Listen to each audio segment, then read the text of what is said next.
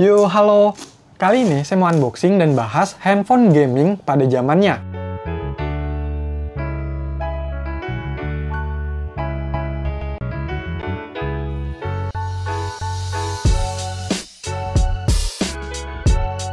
Jadi ini adalah Nokia N-Gag QD, handphone gaming dari Nokia yang dirilis sekitar 17 tahun lalu, dengan harga sekitar 3 jutaan, yang termasuk cukup mahal ya pada waktu itu.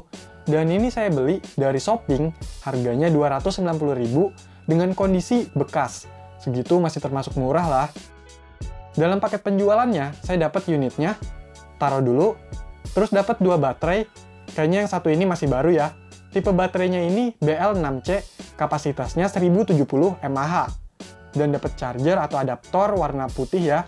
Ini kalau dikoclok-koclok, kayak Ciki berhadiah gitu loh. Udah dapet itu aja dari pembelian Nokia N-Gag QD.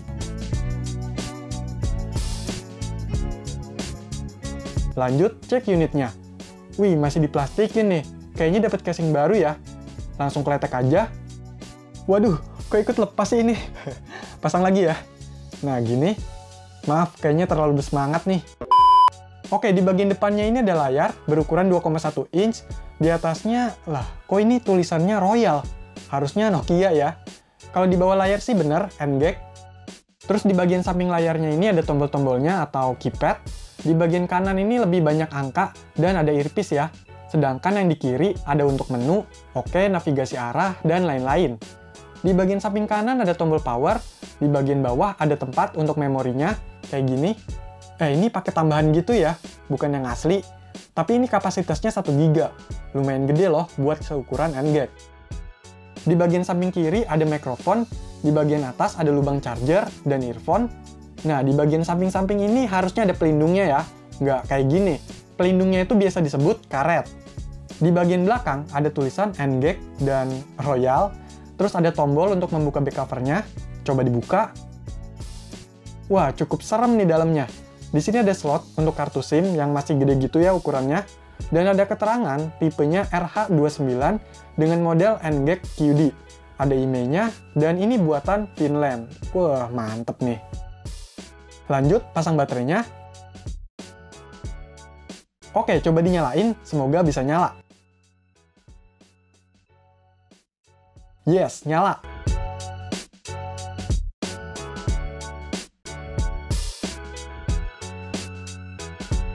Dan inilah tampilan pertama dari Nokia N-Gag QD. Udah dapat banyak gamenya ya. Saya cek untuk memorinya, di sini ada beberapa partisi. Yang C tersisa 2,28 MB dari 4 MB. Yang D tersisa 376 KB dari 379 KB. Yang E ini memory card-nya ya, tersisa 12,53 MB dari 967 MB atau 1 GB. Dan yang G ini kayaknya nggak kepake, ada 17,44 MB. Duh, sebenarnya mata saya itu agak bermasalah kalau ngelihat font yang bentukannya kayak gini. Jadi saya ubah dulu ya. Nah, gini kan enak. N-Gag QD ini pakai OS Symbian S60v1 dengan CPU 104 MHz ARM 920T. Dia ini sebenarnya bisa buat nelpon, SMS, bahkan internet dengan jaringan GSM 2G. Cuma unit yang saya dapat ini kena blok IMEI-nya. Jadi walaupun dipakein kartu SIM, tetap nggak keluar sinyalnya. N-Gag QD ini udah tua, tapi kalau dicari di toko-toko online itu masih termasuk mudah. Banyak yang jual mulai dari yang 200 ribuan sampai yang jutaan juga ada. Itu tergantung kondisinya. Kalau yang mahal, biasanya partnya itu masih original bawaan. Mungkin itu bekas koleksi ya. Kalau bekas dimainin, biasanya ada aja yang udah diganti. Nah, punya saya ini termasuk yang murah. Biasanya itu part-partnya cuma beberapa persen yang ori. Bahkan bisa aja cuma mesinnya doang yang ori bawaan. Soalnya kalau saya lihat, banyak yang jual part-partnya. Kayak casing, tombol, karet, LCD, baterai, dan lain-lain.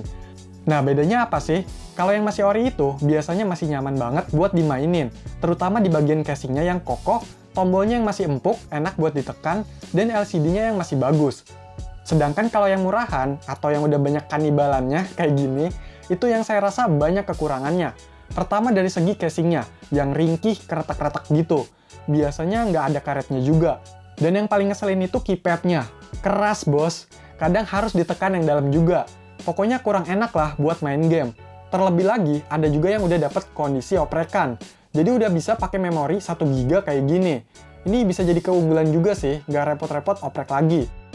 Sebenarnya, NGEK itu nggak bisa pakai memori yang ukuran kapasitasnya sebesar ini. Biasanya memorinya itu kapasitasnya kecil, di bawah 1 GB. Dan satu memori itu cuma berisi 1 game. Kalau ini kan memorinya 1 GB, dan isi gamenya udah banyak ya, puluhan. Dan pastinya ini gamenya tuh versi tani. Tapi gamenya ini masih bisa dimainin kok. Saya coba beberapa game, kayak misalnya Sonic, itu bisa.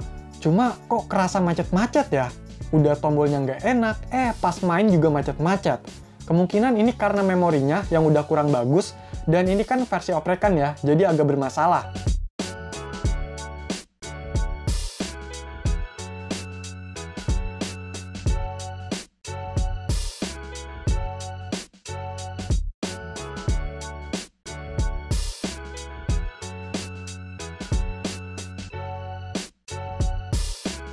NGEK QD ini pakai OS Symbian, jadi kita bisa install beberapa aplikasi lain yang support di Symbian S60 V1.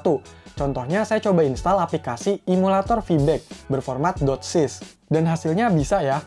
Ini niatnya saya mau coba buat main Game Boy Advance, ternyata emang bisa. Tapi waktu dimainin, macet-macet juga. Hadeh. Selain itu, saya ngerasa NGEK QD ini emang ada kekurangannya, walaupun masih original ya. Pertama di layarnya itu yang orientasinya vertikal, kayak gini. Kurang cocok untuk bermain game dengan bentuk handphone yang seperti konsol kayak gini. Jadinya aneh, ada game yang kepotong gitu. Terus untuk layout keypadnya ini, kalau menurut saya lebih enak yang NGEK pertama, atau NGEK Classic. Dan bentuknya juga saya lebih suka yang Classic. Lebih nyaman, terlebih lagi Classic punya beberapa hal yang di NGEK QD nggak punya. Kayak radio, pemutar musik bawaan, dan lubang USB. Dari harganya juga emang NGEK Classic ini lebih tinggi ya, sampai sekarang. Sayangnya NGEK Classic yang saya punya ini udah rusak. Tombol-tombolnya udah ada yang nggak berfungsi, LCD-nya udah kerut, sistemnya juga udah bermasalah. Kenapa Nokia NGEK itu nggak dikembangin lagi? Cuma sampai yang NGEK QD. Dari beberapa sumber yang saya dapat, katanya seri NGEK itu penjualannya kurang, dan mungkin kalah saing juga sama Game Boy, yang lagi ngetren pada waktu itu. Tapi jujur, game-game di NGEK itu juga keren kok. Banyak game yang udah 3D dan seru pada masanya. Nggak bisa dipungkiri kalau Nokia NGEK itu jadi sejarah untuk handphone seri gaming. Terlepas dari kegagalannya di pasaran, Nokia NGEK itu bisa jadi salah satu faktor yang mempengaruhi perkembangan mobil gaming hingga bisa jadi yang seperti sekarang ini.